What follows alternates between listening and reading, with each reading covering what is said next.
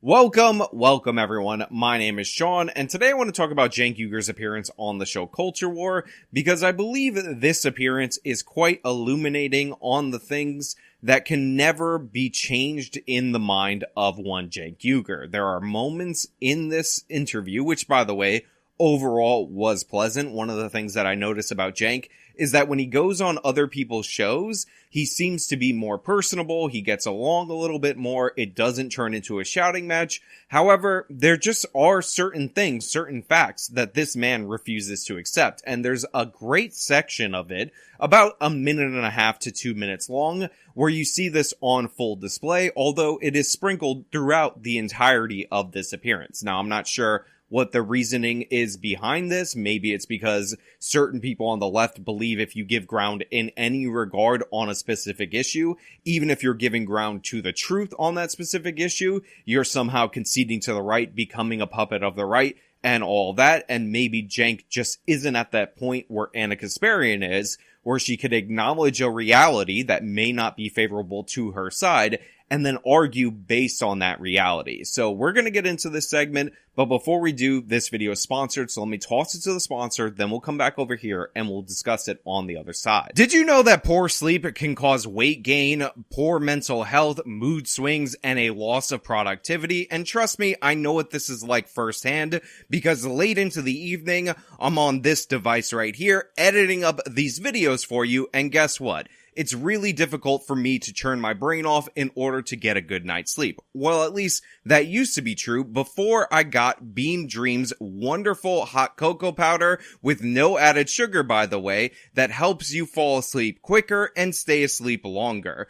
Beam Dream comes in a variety of flavors. My absolute favorite right now definitely has to be the cinnamon cocoa powder. That's my go-to in the evening. 1 scoop in hot milk for me, but you can use hot water. Mix it up and it's absolutely delicious. However, there are other flavors that might pique your interest, like the salted caramel, or next up on my list to try, which of course is the chocolate peanut butter that I have right here. Now, if you want to try any of the wonderful flavors offered by Beam, guess what? You're in luck, because their biggest sale of the year starts November 1st, where you will be able to get 50% off anything on their website. But I got news for you. If you're out there in my audience and you go to shopbeam.com/justicewarrior and enter the code CYBER, you get access to the sale 2 days before anyone else. It's a hookup from Beam to me, to you guys out there in the audience, and it's absolutely wonderful. Look, since I started drinking Beam, I wake up more refreshed, I have quicker reaction time, and much less stress in my life. But don't just take my word for it. A clinical study showed that 93% of the people who started drinking one of these hot cocoa powders reported better, long-lasting sleep. And again, you can get it for 50% off, biggest sale of the year. Use code CYBER to access it early at shopbeam.com/justicewarrior. That's shopbeam.com/justicewarrior, or just scan the QR code. But what you're pointing out is actually important, and I think it's actually been harmful to the left that we have not engaged as much. And so I think, like, for example, we'll get into it probably later as to like our differences, and there's plenty of differences for sure. And then I think that I would cue the audience to look out though for the similarities. So overall, like I said, this interview was relatively pleasant. For the most part, Tim doesn't look to get into arguments and or shouting matches with the people that he has as guests on his show. He tries to talk to them, and Tim is more left-wing than people, like Cenk Uyghur in particular, give him credit for. So he's more receptive to these kind of conversations than people seem to believe. However, there was misinformation in here. There were just misunderstandings here, and I wish Tim would have pressed a little bit harder on that, because Cenk really doesn't have a leg to stand on in his claim that it's already adjudicated that a natural-born citizen is not a requirement to be president of the United States, despite that requirement being outlined in the Constitution. And Cenk has some weird theories about this that we got to go into. Can you be president? The argument being that you were not born in the United States. Your parents were not American citizens when you were born? No, they weren't, actually. I saw you said that. I appreciate that you were looking for, you were almost looking out for me, but they weren't. No, I just want to know. I'm not a native born citizen. I'm a naturalized citizen. Okay. And so everybody then goes, well, duh, can't you read, man? It's in the Constitution. It says right there you have to be native born. Yeah, that's in the original Constitution. And right next to it is the clause that says that black people are 3/5 of a person. Well, can't you read, man? It's in the Constitution. It's right there, man. Yeah, but there's a thing called amendments that amend the Constitution. So that part got amended out, the 3/5 part. Obviously, tons of the Constitution got amended out. And the natural born citizen thing was amended out by the 14th Amendment. So the 14th Amendment says very, very clearly, anyone who is born or naturalized has due process and equal protection of the laws. So first and foremost, I had made the argument initially that Cenk was going to use a 14th Amendment style argument in order to claim that he is eligible for president of the United States of America. This is because most American jurisprudence actually revolves around the 14th Amendment when we're talking about constitutional jurisprudence, and this would be the go-to move. However, Cenk actually had been citing Schneider v. Rusk and claiming that the 5th Amendment amends the Constitution to get rid of the natural-born requirement to be president. And he says, now that the 14th Amendment is his argument, that because it mentions naturalized citizens and natural-born citizens, then therefore it's amending this portion of the Constitution, and if it wasn't amending that portion of the Constitution, then it would have said specifically it's not amending the presidential requirement of the Constitution. The whole point of the 14th Amendment was to take out the discrimination in the earlier part of the Constitution, and they didn't say like, oh, born and naturalized have equal protection of the laws, asterisks, except for those goddamn naturalized citizens, they're not allowed to be president. If they wanted to say that, they could have said that, but there is no asterisks. They didn't say that. They said, no, naturalized citizens have all the same rights. Yeah, this is just wrong, stupid, ridiculous, and absurd. If the 14th Amendment was intended to amend the presidential requirements for the Constitution, then it would say that it was intended to amend the presidential requirements for the Constitution. Cenk's argument is completely backwards. This is like me arguing that the 14th Amendment impacts the Commerce Clause or impacts the General Welfare Clause or something similar when I can't point to any way the language of the amendment does so. So Cenk is just wrong about this, to be clear. But more importantly, the case that he cites, Schneider v. Rusk. So there's, in Schneider v. Rusk, they say that naturalized citizens and natural-born Americans have the same exact rights. It would be, wildly unconstitutional to treat naturalized citizens as, quote-unquote, second-class citizens, okay?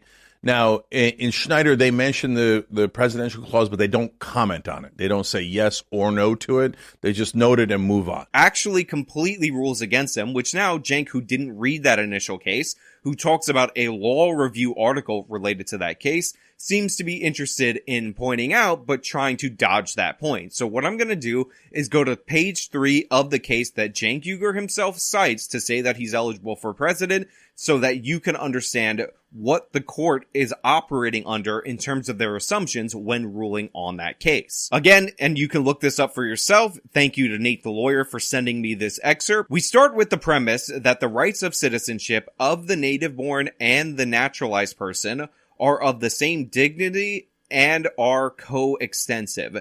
The only difference drawn by the Constitution is that only the natural-born, in quotes, citizen is eligible to be president, Article 2, Section 1. Now, this is incredibly important because Cenk argues, based on a law review article, that the precedent set in Schneider v. Rusk is somehow the precedent that he is going to use to make the case that he is eligible to be president of the United States. But the starting premise of that case was that except for in the specific instance of running for president, we start with that natural-born and naturalized citizens have the same rights under the Constitution. And to be clear, this case was about a woman who was born in Germany, became a naturalized American citizen, then moved back to Germany, and lost her citizenship because the United States of America had passed a law that said if you go back to your country for 3 or more years, then you can lose your naturalized citizenship if you go back only to your home country. So the issue had nothing to do with running for president. The issue was quite specific,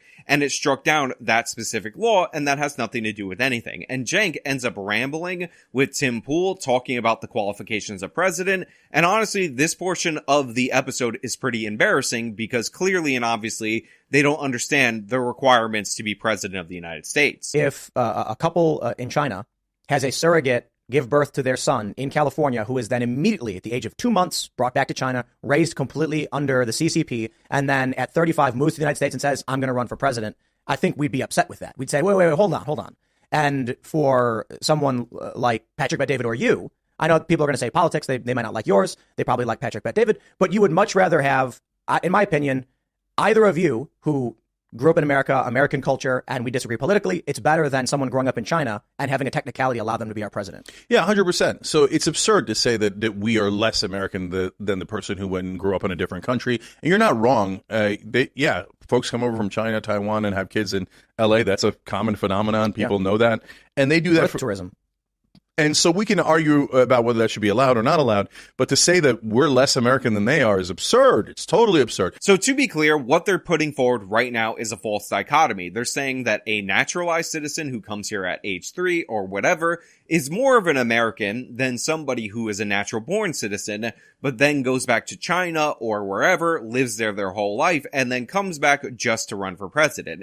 And yeah, you can understand why that would be the case, but the problem is, the United States Constitution specifically has a 14-year residency requirement for anybody to be eligible for the presidency. It's right in that section that Cenk does not believe applies to him, where it says you have to be a natural-born citizen. So this whole argument about somebody just coming in, only being in America for one day in their entire life, and then becoming the president or running for president is made up and asinine, and a quick lookup of the relevant portion of the Constitution would have explained that for him. So all of these arguments that Cenk is going to try to put forward at the Supreme Court will follow after this. He has no precedent backing up what he said at all whatsoever. This Constitution has never been interpreted in the way that he has argued, and it's pretty ironclad. And at some point, I give Tim credit because he said you'll need an amendment, that you need an amendment if you're trying to change the qualifications for president. Period. Point blank. That's how it works.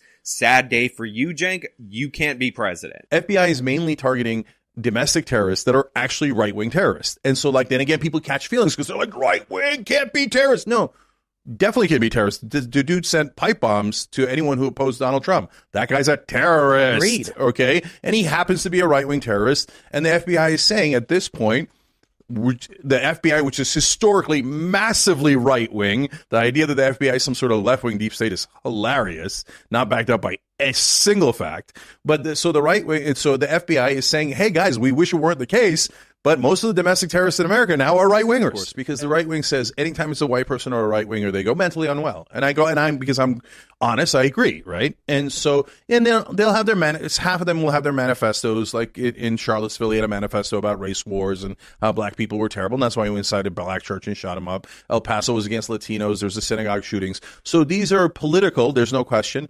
But no one who's mentally well goes into a synagogue or a church and shoots people. But that is also true of Muslims. When it comes to right wing, they're like, oh yeah, that's so true when it comes to right wing. It's so true. They're just mentally unwell. They don't represent us. Muslims. Oh, it's all Muslims. It's all Muslims. They're all mentally well. That's why they shot up people. They don't have any mental health problems. Their problem is that they're Muslim. Well, no. That's exactly bigotry. No, all those dudes have massive mental health problems as well. Now, the next thing that I want to talk about is this framing right here, where Cenk says, oh, all right-wing extremists are labeled mentally unwell, but Muslims, people just say it's all Muslims and all this, which again is a stupid, rudimentary way to talk about this that's completely asinine and is not actually being argued by anyone. No, it's not all Muslims when a Muslim commits a terror attack. And by the way, Cenk says it's the right wing at large that is responsible for this. He's paring that down through his conversation with Tim Pool, but make no mistake, he has said this repeatedly. And to be clear, this is in part a mental health issue. That is true. If you think people are out to get you, they're coming for you, you can be ginned up to that point. However, certain ideologies and religious ideologies are more powerful than even regular political ideologies, motivate people who are sane and otherwise rational to commit dramatic acts of violence. So Cenk's assessment that all the Islamic terrorists are somehow mentally ill is ridiculous and absurd. And in fact, it's quite logical to say that these religious extremists are less likely to be mentally ill than your general person with vague political beliefs, because again, the religious identity is quite stronger. If we had a string of people that were doing Christian or Catholic attacks or whatever, I would not blame that on mental illness. In fact, when Catholic Ireland was fighting against Protestant Ireland and they were doing bombings and terrorism and all that, I don't believe that was down to mental illness. However, certain situations, like what we saw in Maine, where the guy is hearing voices, or the guy who was on the plane recently who said that he was trying to wake up from a dream, those on a case-by-case basis might be a mental illness situation. And to be clear, I'm not saying that no Islamic terrorist has ever had a mental illness or anything like that. But what I am saying is that Cenk's hand-waving of Islamic extremism as mental illness, just like right-wing extremism, is not true, it's not genuine, and it misses that point that people who are otherwise rational, if they're super religiously motivated or super politically motivated, can do horrific things, and you can't pin that down to mental illness. It's almost, they're all mentally well. That's why they shot up people. They don't have any mental health problems. Their problem is that they're Muslim. Well, No. That's exactly bigotry. No, all those dudes have massive mental health problems as well. So instead of saying, hey, I hate black people, they're saying I hate the West or whatever it is. But this is more about Cenk defending Islam and trying to make false equivalencies between Islamic terror and other types of terror, because Cenk has been raised Muslim and he feels the need to defend a part of his own identity. And in other contexts, by the way, Cenk would understand how good people do good things, bad people do bad things, but religion can make otherwise good people do bad things if they believe hard enough. Again, because you feel like you're in line with the godly purpose in order to excuse those bad things. So this is Cenk just being insanely disingenuous and whatnot, which we actually see throughout the course of this, including with his denial of the existence of Antifa. That's not terrorism, Tim. But it is. It is people who are living in terror for political reasons. No, let me clarify. Okay, so firebombing the White House is not terror. So no, firebombing, of course, is. They did, but that's Tim. That is enormously rare on the left. So you can always go back to, hey, the guy who shot Steve Scalise. Hey, we found it one time. Okay, what you're talking about is cultural domination.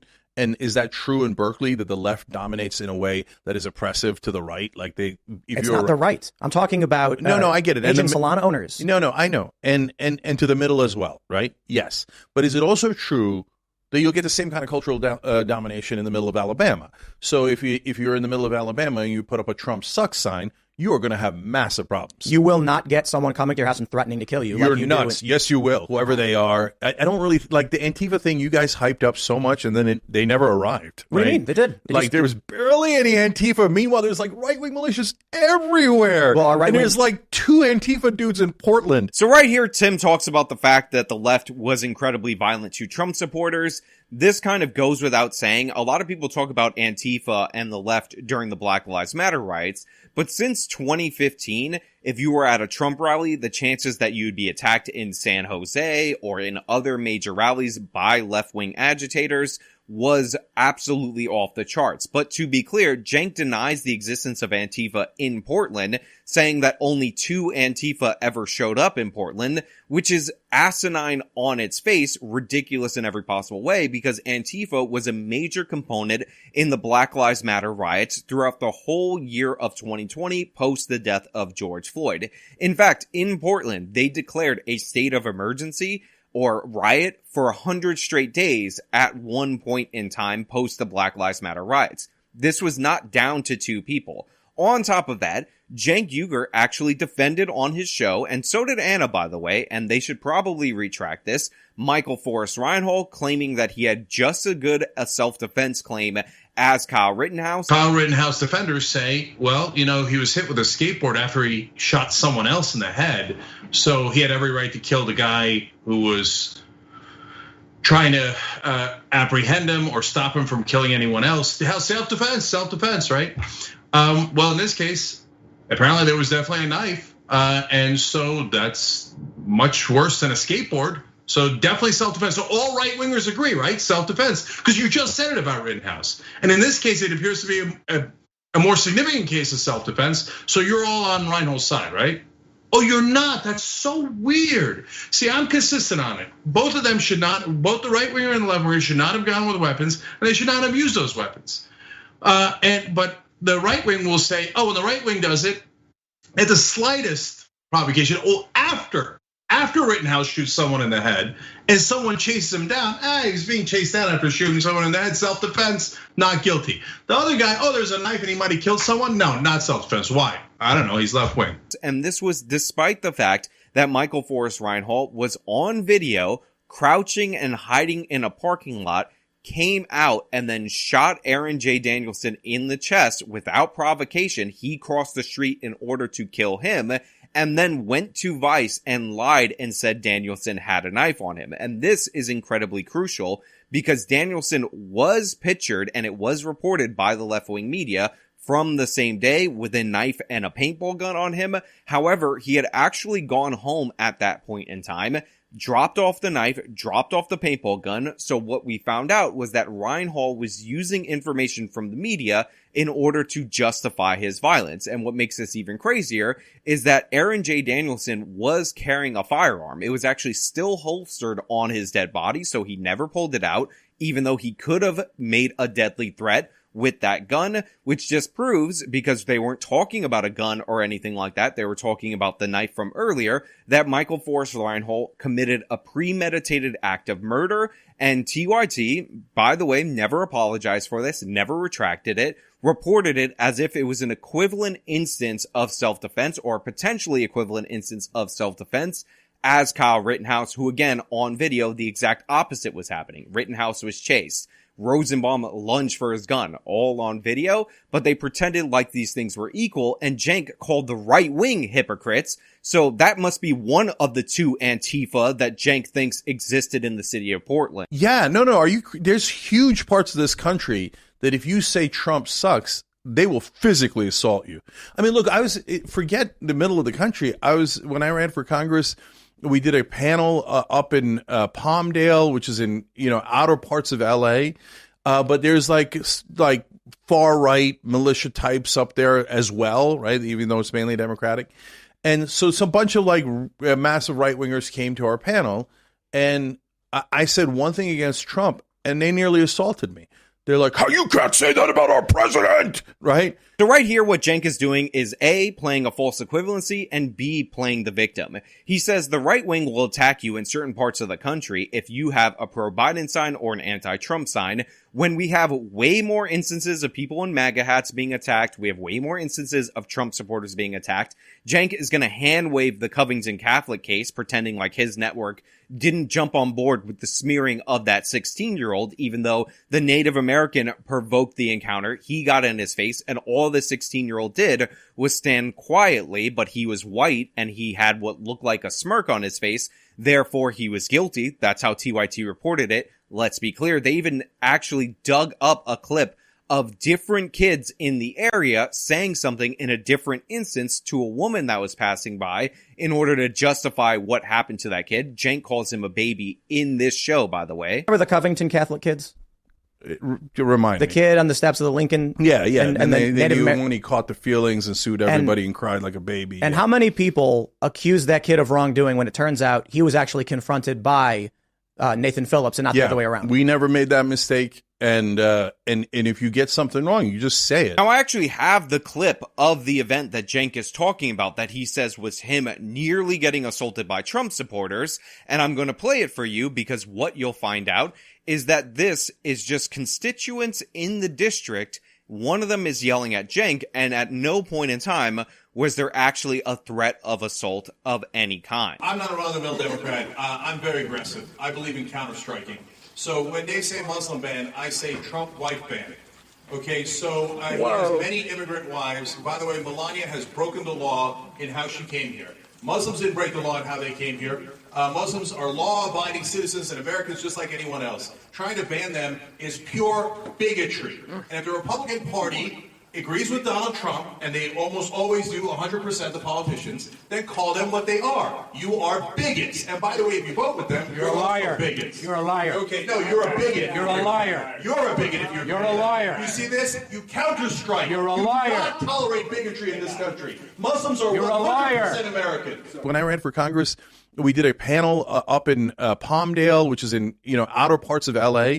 But there's like far right militia types up there as well, right? Even though it's mainly Democratic, and so it's a bunch of like massive right wingers came to our panel, and I said one thing against Trump, and they nearly assaulted me. Don't degrade my president or his wife. Well, second Okay? for you, I will, and when I get Do not do that. kick his ass. Do not do that.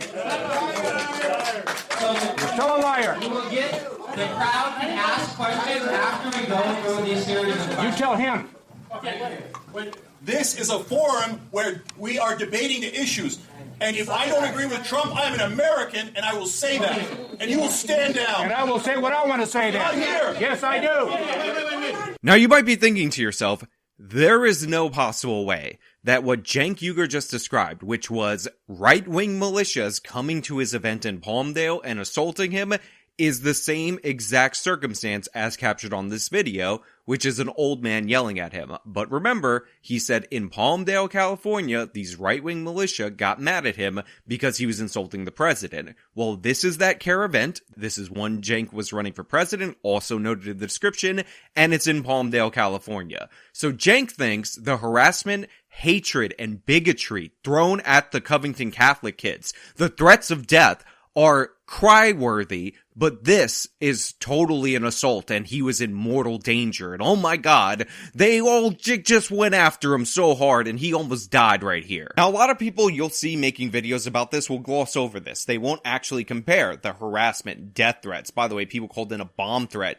to the Covington Catholic School. They called culinary schools around the country because they found out that Nicholas Sandman, the 16-year-old who was confronted by a Native American banging a drum in front of his face, wanted to be a chef, telling them not to accept him because he was an evil white racist, all based on this face, and Cenk says that's perfectly fine. In fact, the 16-year-old is a little baby. Remember the Covington Catholic kids? Remind The me. kid on the steps of the Lincoln? Yeah. And they Native knew Amer- when he caught the feelings and sued everybody and cried like a baby. And how many? He's crying because the mainstream media doxed his school, smeared him as a racist, all without evidence, by the way, lied about him, and people were sending death threats to him. That's no big deal because you know what? He's white and he was wearing the MAGA hat. But Cenk gets yelled at by an old man. Well, they need to respect our president. Respect our president. That is the bottom line. In a district that he's running for, based on something that he said, in something that's disruptive but comparatively innocuous, and that's Cenk Uygur almost being assaulted. When I ran for Congress, we did a panel up in Palmdale, which is in outer parts of LA. But there's like far right militia types up there as well, right? Even though it's mainly Democratic, and so it's a bunch of like massive right wingers came to our panel, and I said one thing against Trump, and they nearly assaulted me. That's Cenk Uygur being the victim. Big man Cenk Uygur, who says that Kyle Rittenhouse should have taken the beating because a skateboard has never hurt anybody when it was bashed over their head, all of a sudden goes full coward mode, goes full victim, goes full weasel when an old guy older than him says, don't say that about my president and his wife. So that goofy scenario that Cenk experienced, where he called the police, by the way. And look, I don't know if you saw the videos. I am. But one second, sir. No, so he's leaving. So I'm just saying, if they're going to give all the rules, no, we actually don't. We don't mind Republicans. We don't want Trump's position. But they keep interrupting. They don't want to get. That's a lie. You made a statement about our president. Okay. And I rebutted what you said. I have the right to express my opinion, whether you like it or not. You were expressing your opinion. That was a serious threat. That was the right wing being dangerous. People actually threatening the life of a 16-year-old based on nothing, based on a lie that was pushed in part by Cenk Uygur of the Young Turks. Well, that kid's being a baby. What the hell is wrong with him? I'm not going to Because facts matter, right? Absolutely. So when it comes to the case like Ahmaud Arbery or many of these others, or Breonna Taylor, I'm not going to start making declarative statements about the personal opinions of people I've never met and don't know anything about. I'm going to try and understand what the argument from the prosecution was. And guess what? The prosecution did not dispute that Ahmaud Arbery was a suspect in the felony burglaries. The prosecution argued that I don't care. And, well, that's the point. No, I care about and I'll justice. tell you why I don't care. So it's not just like I'm being flippant, right? It's because every time a black man is killed by either authorities or vigilantes, in the Ahmaud Arbery case, what right wingers do is, did you know that back in 7th grade he was once tardy, and we heard that in 8th grade he was smoking marijuana. He was evil and had it coming. Did you know George Floyd might have stolen $20 whole?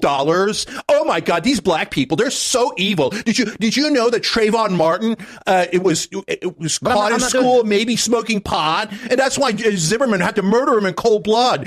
He had it coming. He had it coming. Now, this is probably the thing that's going to get the most attention, and we're going to try to go through these cases really quickly so that we could talk about them. I don't disagree. My point more so is, are you familiar with the circumstances before George Floyd's death? Like, what led to him being apprehended in the first place? I think he had like a fake $20 bill for which he was apparently. Then you shouldn't murder people over $20. But he was behind the wheel of a car chewing on a speedball, which is methamphetamine and fentanyl. Okay, but Tim, what effing difference does it make? So in this particular incident, Tim Pool brings up the issues with George Floyd. Now, if you are unaware, and this is something that we covered on this channel before, George Floyd had a weak diagnosis, and this was noted in the coroner's report in terms of cause of death. In fact, they attributed it to complicating factors from police restraint, even though in that same report, it said no damage or lethal damage from the neck or from this surrounding area that would be indicative of that. Now, if you're Cenk, what you can say, and by the way, Floyd had a lethal amount of fentanyl in his system, that is also incredibly crucial, is that, okay, sure, that is true. It may have been a weak diagnosis, but the thing is, the reason why you don't restrain people in that way is because people tend to have heart conditions, which Floyd also had. They could have conditions like COVID, which, by the way, Floyd also had, and the neck restraint, and by the way, this is the reason why it's banned from the NYPD for the whole police force since 1993, can work fine on a normal, healthy person, but the reason it shouldn't be implemented is because of people with these various conditions that could react poorly. Therefore, he does think that Chauvin, who didn't show a lot of duty of care for George Floyd, is still guilty. That's the case that he could make, and the reason why I say that's the case that he could make is because that was essentially the case that was made at trial. But Cenk doesn't acknowledge any of that. Cenk thinks that George Floyd was an innocent angel. He didn't do anything wrong. He wants to minimize the fact that this was a weak cause of death, that there could have been an argument made for reasonable doubt, and he claims Chauvin is a racist, despite the fact that Keith Ellison's Attorney General's office doesn't even make that claim, and Chauvin wasn't even charged with a hate crime. This had nothing to do with anything. He was resisting arrest, maybe the restraint, which, by the way, he was convicted, so you could say he was convicted of a restraint that ended up killing him, and that's the case you gotta put forward. Now, there is a lawsuit from district attorneys in the office in Hennepin County where they allege in that lawsuit that there were communications with the coroner who said that the evidence doesn't match the state's desired cause of death, and maybe this will be adjudicated on appeal going forward. But right now, that's the argument that you would make if you're Cenk Uygur, but he can't make that. Instead, he has to minimize, pretend that people were smearing George Floyd for no reason, and all this other nonsense, which really goes to show that Cenk is afraid, just like he was afraid of that old man, of the facts of the case. Now, the next particular case that Cenk brings up, and he goes into a back and forth with Tim Pool, is the Ahmaud Arbery case. Tim, you're purposely picking the worst case to talk about because it gets like my honest opinion. Sorry, but it's because you know that it's going to get more attention if you say it in the context of George Floyd. Let's talk about Ahmaud Arbery. Okay, I mean, these are the high-profile stories that Ahmaud Arbery, the guy who got shot jogging in the neighborhood. I think jogging is a representation of your misinformation or your ignorance of the issue. Tim, this is why people think you're a radical right winger. That's fine, but if you don't know, why would you make the argument? So what do you mean I don't know? I know the case. The guy, the two redneck racist sons of bitches who murdered him said that he was in the house that was being built, which, by the way, apparently tons of people had come by to see, hey, how's the construction going? Right? So do they know that he was one of the how's the construction going? Well, they don't know anything because he didn't steal anything. But you're wrong. So, but they see a black guy at a construction site, and they're like, let's chase that son of a bitch down and shoot him. I don't care what people think of me if I'm following the facts to try and figure out what happened and try and solve the problem, but you have already shown you don't know the case. Yeah, that's total horse crap. Go ahead, defend the racist guys who murdered him. Go ahead. How about I just describe what happened? Okay, yeah, go ahead. So a few weeks before the incident, a gun is stolen. So, but not by that guy. But hey, the racist thought it must be the black guy. How about the police then show a picture of him to various people in the neighborhood saying, this is our suspect of the burglaries that have been happening over the past several weeks? Except it wasn't, right? No, Ahmed Arbery didn't do anything wrong. The suspect. Now, I will invite any of you, and I mean absolutely any of you, to go watch my original video on Ahmaud Arbery that came out something like 3 days after the footage of his killing dropped, and go look at what I state in that video with very limited information, with information that had not come out yet, and compare that to Cenk's account of events today. See how much more accurate I was, not only in the fact that Arbery was very likely, and by the way, was confirmed to be the guy that they suspected of breaking into places in that particular area, something that Cenk omits as he's trying to paint a racism narrative. But even despite that fact, they would still be convicted on felony murder, and I lay out in excruciating detail why. By the way, in that video, I actually go out of my way to debunk the idea that Arbery lived 20 miles away, which was a myth promulgated by people on the right at the time who just Googled the town that Arbery lived in and pretended the geographic center of that town, which is what shows up when you Google the town, was Arbery's residence. I actually looked up his residence for the purpose of that video and completely debunked that, but I explain in great detail what the charges were going to be and why, and this is based on the fact that I knew it was highly likely that Arbery was the specific guy that was breaking into the places nearby. I never saw that, and that's my point. You didn't. Okay, so I don't believe you. B, I never saw it. C, there's. But you see the problem of no. You didn't follow the case. Okay, I'm not making a moralistic statement on what Tim. happened. So let's take your bullshit facts, so-called facts. Let's accept them as true, okay? Uh-huh. So they show me a picture. Please come by my house and show me a picture of a black guy, and they say this might be a suspect in a robbery. Yep. If I see him, I'm not going to chase him down with a gun because that means that there's a high chance that we're going to get into a conflict and someone's going to die. Why? That's a lunatic thing to do. Why did the guy and film then go the to jail? second thing I'm not going to do is look at any black guy in the neighborhood and go, I bet that's him, man. Let's go grab our shotguns. But I don't disagree. This is either Cenk lying deliberately or more accurately, him being immune to any new information, any facts about the case, because he didn't care about the facts of the case. He got his man bites dog story. He got white people killing black people, his double unicorn, because interracial murders are quite rare, but black on white interracial murders are about 17 times more likely, so this is the double unicorn because it happened this other way around. But why are you going out of your way to defend the most racist murderers in America? Then you shouldn't wonder why people think you're an extreme right winger, Tim. I'm keeping it real with you. I don't know who these guys are. I don't know anything about You don't think that they're racist when they just chase down a black guy in the neighborhood and pull a shotgun on him? You see, he's not even armed, and then they murder him in cold blood, and you don't think that's racist? You see, what is your line for racism then? So anything after that point, he doesn't care, does not compute, doesn't matter. The fact that this guy happened to be black must mean that by extension, he was targeted specifically for being black. Does it matter that it wasn't about him being a random black guy? He was actually the guy in the surveillance videos and in the surveillance photos that were shown to people in the neighborhood that they believed was breaking into the place. No, that doesn't matter at all. Cenk wants to declare racism, so he's gonna go with the racism narrative, even though it's not supported by the facts, because Arbery wasn't targeted for being a black guy. Arbery was targeted for being the specific person that they were trying to pursue. Okay, if there's a suspect in a crime and the police say, this is who we think he is, then you believe this man may have actually stolen the gun out of my truck. He may be armed. The police told the McMichaels not to pursue. You they have should made not have. 8 logical jumps there. Like what? There was a guy who was in the neighborhood. The cops showed me a black guy's picture.